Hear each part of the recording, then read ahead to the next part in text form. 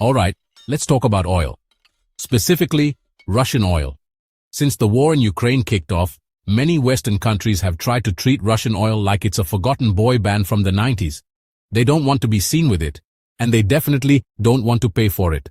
This has left Russia with a whole lot of oil and fewer places to sell it. So, what do you do when you have a massive surplus of a product everyone desperately needs but is publicly shunning?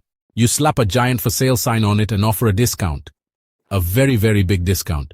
It's the global energy equivalent of a Black Friday doorbuster deal, except it's happening every single day. Naturally, this situation has created an irresistible opportunity for some of the world's largest emerging economies. Countries like Brazil, China, and India have looked at this discounted Russian crude and thought, well, look at that. It's a simple matter of economics, really. When you're trying to power a nation with over 1 billion people, or fuel a rapidly growing industrial base, the price of energy is not a small detail. It's everything. These nations have effectively become Russia's biggest customers, snapping up barrels of oil at prices significantly lower than the global benchmark, which is set by producers like OPEC or the United States. This isn't just a minor saving. It's a multi-billion-dollar bargain that directly impacts their national budgets. So, how much cheaper is it? While the exact numbers fluctuate, Russian Urals crude has consistently traded at a steep discount compared to Brent crude, the international standard. This price gap is a direct consequence of the sanctions and the so-called price cap imposed by G7 nations. The cap was designed to keep Russian oil flowing to avoid a global supply shock, but at a price that would limit Moscow's war profits. For nations not participating in these sanctions, this creates a buyer's market. They can negotiate prices that are sometimes tens of dollars cheaper per barrel. A massive advantage when you are purchasing millions of barrels every single month. This isn't just about getting a good deal though. For leaders in Beijing, New Delhi, and Brasilia, this is a matter of profound national interest and energy security. They argue that their primary responsibility is to their own citizens. Ensuring stable and affordable energy is crucial for keeping industries running, preventing inflation from spiraling out of control, and literally keeping the lights on for hundreds of millions of people. In their view, turning down this cheap oil would mean paying higher prices, which would translate to higher costs for their populations and a potential slowdown of their economic growth. It's a pragmatic choice, even if it's a politically controversial one on the world stage. Now you might be thinking, this sounds like a pretty sweet deal for Brazil, China, and India, and it is. But, and this is a very big but, the United States is not exactly thrilled about it.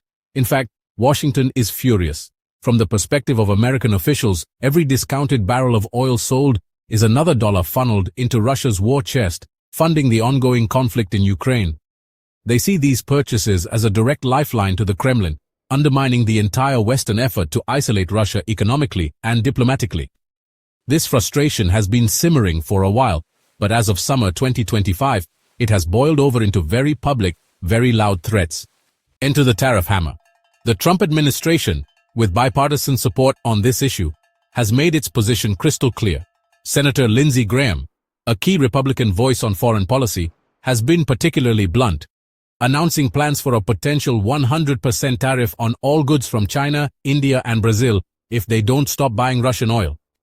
The message is stark.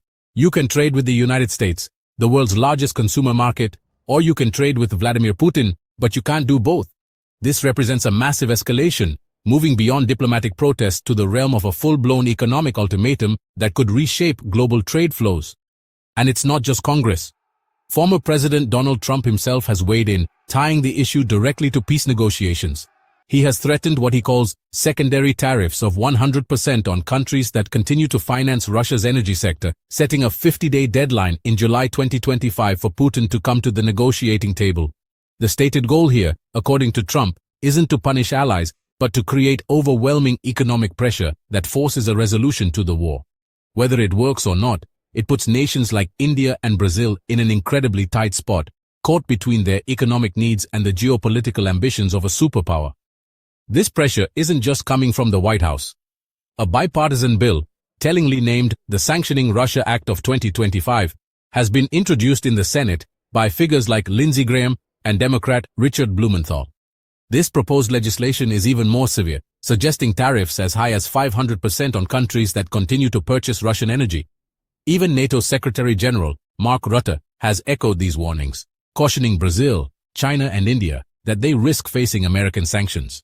The message from the West is coordinated, loud, and getting louder. The time for choosing sides is now, and the consequences for what they deem the wrong choice will be severe.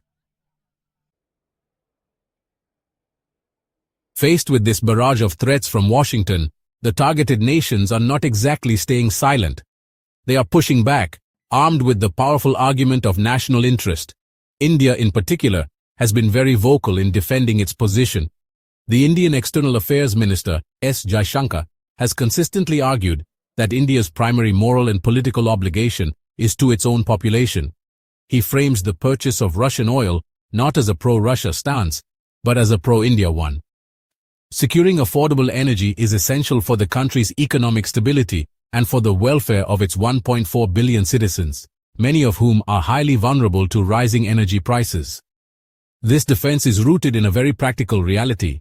For a country like India, which imports over 85% of its crude oil, unpredictable price spikes in the global market can be catastrophic. They can trigger inflation, widen the trade deficit, and put immense strain on government finances. By purchasing discounted Russian oil, the Indian government argues it is insulating its economy from this volatility. Officials in New Delhi have confirmed they are in communication with Senator Graham and other U.S. lawmakers about the proposed tariffs, but their public stance remains firm. Our energy security comes first. They see it as their sovereign right to make economic decisions that best serve their people. Brazil and China share a similar logic, though they might express it differently. China, as the world's largest oil importer, has long sought to diversify its energy sources to avoid over-reliance on any single region, especially the volatile Middle East. Cheap Russian oil fits perfectly into this long-term strategy, providing a reliable and cost-effective supply from a neighboring country. For Brazil, a major oil producer in its own right, the decision to import Russian diesel is about optimizing its refining capacity and market needs, again with the goal of keeping domestic fuel prices stable for its citizens and its powerful agricultural sector. The common thread is clear: domestic stability trumps foreign policy alignment. However, the pressure is having some effect, creating a delicate dance between defiance and compliance.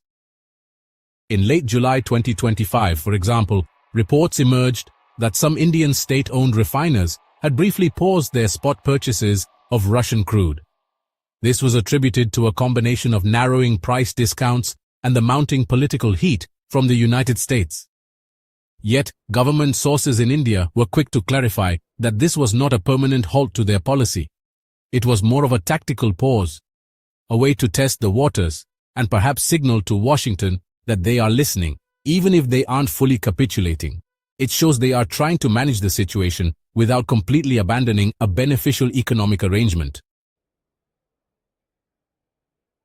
What we are witnessing is a classic geopolitical standoff, a high-stakes game of chicken where the stakes are global energy security and trillions of dollars in trade. On one side, you have the United States and its allies who are trying to use their economic might to enforce a moral and political objective: ending the war in Ukraine by bankrupting Russia. They believe that any country buying Russian oil is undermining this collective effort, regardless of their reasons. For them, this is a black and white issue of standing against aggression, and they are willing to deploy powerful tools like tariffs to enforce that view. On the other side are the BRICS nations, who view the situation through a different lens, the lens of economic pragmatism and national development. For them, this is not about taking a side in a distant European conflict, but about securing the fundamental building blocks of their own prosperity and stability. They argue that they cannot be expected to sacrifice their economic well-being and risk social unrest to adhere to a sanctions regime they did not create and do not support. Their leaders must answer to their own populations, who are more concerned with the price of gasoline and electricity than with the complex geopolitics of Eastern Europe. This conflict creates an incredibly difficult balancing act. Can a country like India maintain its historically strong ties with the United States while simultaneously acting as one of Russia's most important economic partners? Can Brazil navigate these treacherous waters without angering its largest trading partners? The threat of 100% tariffs is not a minor negotiating tactic. It's a potential economic catastrophe that could sever supply chains, spike consumer prices globally, and trigger a deep recession. The pause in trade talks between the US and India, with a tariff deadline that just passed on August 1st, highlights how close this situation is to boiling over. Ultimately, this unfolding oil drama raises a fundamental question with no easy answer. How do we balance national energy needs with international political responsibilities? As of today,